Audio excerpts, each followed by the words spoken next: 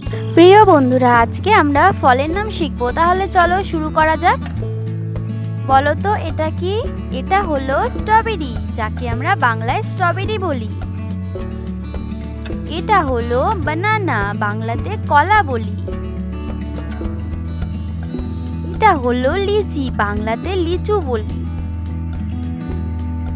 এটা হলো লেমন, বাংলাতে আমরা লেবু বলি।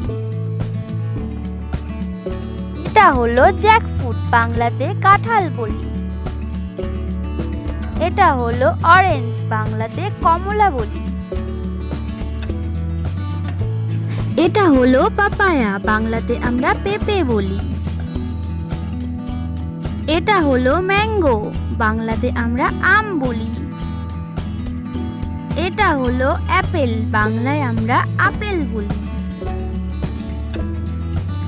এটা হলো গুয়াভা, বাংলায় পেয়ারা বলি।